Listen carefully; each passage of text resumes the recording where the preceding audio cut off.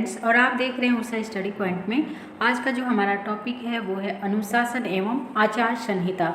ये MA first year second semester के syllabus का पार्ट है और दीनदयाल उपाध्याय गोरखपुर विश्वविद्यालय तथा इससे संबंधित जितने भी कॉलेज हैं उनके सिलेबस से ये संबंधित है। तो शुरू करते हैं, देखते हैं हमारा आज का जो टॉपिक है अनुशासन एवं आचार संहिता। इसमें मेनली हमारा जो फोकस होगा वो होगा अनुशासन या अनुशासनात्मक कार्यवाही पे। प्रशासनिक कार्य में कुशलता लाने के लिए तथा संगठन की सफलता के लिए अनुशासन अति आवश्यक होता है। कर्मचारियों में संगठन के नियमों तथा आज्ञाओं के पालन, निष्ठा और विश्वास तथा जनता के साथ भेदभाव रहित व्यवहार अनुशासन कहलाता है। आगे देखते हैं अनुशासनात्मक कार्यवाही की क्या क्या परिस्थितियां होती हैं, यानी किन परिस्थितियों में अनुशासनात्मक कार्यवाही होती है या अनुशासनात्मक कार्यवाही की आवश्यकता क्यों पड़ती है। तो देखते हैं, कर्तव्य पालन पर ध्यान न देने पर, जब ऐसा होता है कि जो अधिकारी हैं, जो कर्मचारी हैं, वो अपने कर्तव्य पालन पर ध्यान नहीं देते हैं, ऐसे में संगठन में अनुशासन बनाने की आवश्यकता पड़ती है और उन पर अनुशासनात्मक कार्यवाही की जाती है।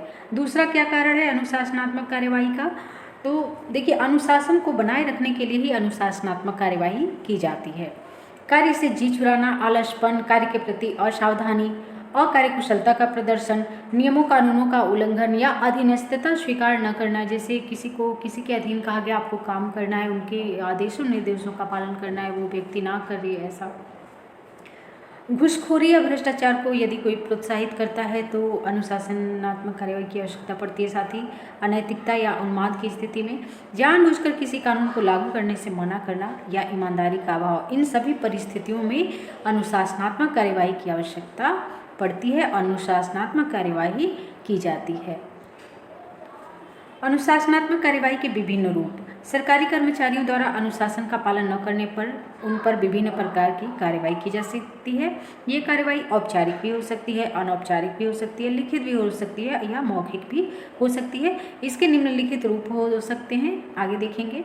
जैसे अनुशासनात्मक कार्यवाही के क्या विभिन्न रूप हैं, तो चेतावनी देना, उन्हें वार्निंग दी जा सकती है। सेवा अभिलेख का मूल्यांकन करना, यानी जो एक सर्विस रिकॉर्ड रखा जाता है उसका मूल्यांकन किया जाता है। यदि उन्हें प्रमोशन देना है, उन्हें पदोन्नति देनी है या उनके वेतन में वृद्धि करनी है तो सेवा अभिलेख यानी एक सर्विस रिकॉर्ड रखा जाता है कि इनका सर्विस रिकॉर्ड कैसा है, इन्होंने कितने अनुशासन में इन्होंने कार्य किया है, कितने ईमानदार रहे हैं। तो ये भी जो है कार्यवाही का रूप है। कार्य में परिवर्तन कर दिया जाता है, यदि उनको महत्वपूर्ण कार्यों से निकाल करके सामान्य कार्य सौंप दिए जा सकते हैं। जुर्माना लगाया जा सकता है, वार्षिक वेतन वृद्धि रोकी जा सकती है और पदोन्नति जो है उनकी रोकी जा सकती है अनुशासनात्मक कार्यवाही के तहत। साथ ही उनको डिमोशन भी दिया जा सकता है, यानी पदोन्नति के बजाय पदावन्नति उनकी कर दी जा सकती है। स्थानांतरण किया जा सकता है, मान लीजिए वो मेन सिटी में है, उनको किसी दूर दराज, निर्जन और जो महत्वपूर्ण नहीं है ऐसे क्षेत्र में भेजा जा सकता है। अस्थायी पद विमुक्ति यानी उनको सस्पेंड किया जा सकता है और सेवा से स्थायी रूप से भी बर्खास्त किया जा सकता है। और अगर वो मामला जो भी अनुशासन भंग करने का या अनुशासन का उल्लंघन करने का मामला यदि बहुत डेंजरस या बहुत अधिक है कह सकते हैं, तो ऐसे में उन पर फौजदारी कार्यवाही भी की जा सकती है। भारत में देखते हैं, भारत में अनुशासनात्मक कार्यवाही की क्या शर्तें हैं। तो भारत में अनुशासनात्मक कार्यवाही को संवैधानिक दर्जा दिया गया है। प्रशासन द्वारा कर्मचारियों पर अनुशासनात्मक कार्यवाही संविधान की व्यवस्था के अनुसार ही किया जा सकता है। भारतीय संविधान की धारा 311 में कहा गया है कि किसी भी सरकारी कर्मचारी को उसके नियोक्ता से नीचे के अधिकारियों द्वारा नहीं हटाया जा सकता। यानी किसी कर्मचारी पे यदि अनुशासनात्मक कार्यवाही करना है तो जिन्होंने उनकी नियुक्ति की है उसे वो या उसके ऊपर का अधिकारी ही हटा सकता है, नीचे का अधिकारी नहीं हटा सकता। तो यहाँ विस्तृत सूची देखिए, तो जैसा कि आपने ऊपर देखा था वैसा ही भारतीय संविधान में भी दिया गया है, देख सकते हैं। चेतावनी दी जाएगी, निंदा की जाएगी, वार्षिक वेतन वृद्धि रोकी जा सकती है, पदोन्नति रोकी जा सकती है और नहीं तो पदावनत के डिमोशन किया जा सकता है प्रमोशन के बजाय। वेतन जो है कम दिया जा सकता है, अनिवार्य सेवानिवृत्ति मतलब उनको हटाया जा सकता है उनके पद से, सरकारी क्षतिपूर्ति वेतन से। यानी उन्होंने कोई ऐसे अनुशासन का उल्लंघन किया है जिसकी वजह से सरकार को कोई क्षति पहुंची है, हानि पहुंची है, तो सरकार उसकी क्षतिपूर्ति उनके वेतन से कटौती करके कर सकती है। सेवा से विमुक्ति, ये विमुक्ति नहीं है, विमुक्ति है, यानी उनको सस्पेंड किया जा सकता है। आगे देखते हैं अनुशासनात्मक कार्यवाही की प्रक्रिया क्या होती है। तो इस संबंध में सबसे महत्वपूर्ण प्रश्न ये है कि अनुशासनात्मक कार्यवाही का अधिकार किसे होना चाहिए, क्योंकि ये एक अत्यंत महत्वपूर्ण कार्य है।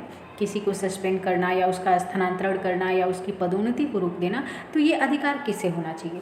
सामान्यतः अनुशासनात्मक कार्यवाही का अधिकारी नियुक्ता करता है, यानी जिसने नियुक्ति की है, किंतु कभी कभी विभागाध्यक्ष, निकटतम उच्च अधिकारी या किसी निष्पक्ष संस्था के द्वारा भी ये कार्य किया जाता है। तो अनुशासनात्मक कार्यवाही की प्रक्रिया की हम बात कर रहे थे, तो इसके लिए एक निश्चित प्रक्रिया का पालन करना होता है। सबसे पहले कर्मचारी पर लगाए गए अभियोग के बारे में उसे सूचना देना पड़ता है और उसे स्पष्टीकरण की मांग की जाती है। स्पष्टीकरण से यदि विभागाध्यक्ष या नियोक्ताकर्ता संतुष्ट है तो मामला वहीं समाप्त हो जाता है। और यदि वो जो कर्मचारी का स्पष्टीकरण संतोषजनक नहीं है तो आरोप पत्र तैयार कर आगे की कार्यवाही प्रारंभ की जाती है। आरोपों को सुना जाता है, प्रमाणों और साक्ष्यों पर विचार किया जाता है, आरोपी को भी अपना पक्ष रखने का अवसर दिया जाता है। यदि उच्च अधिकारी को लगता है कि कर्मचारी के पद पर बने रहने से निष्पक्ष जांच संभव नहीं है तो उसे उस पद पर कार्य करने से रोक दिया जाता है।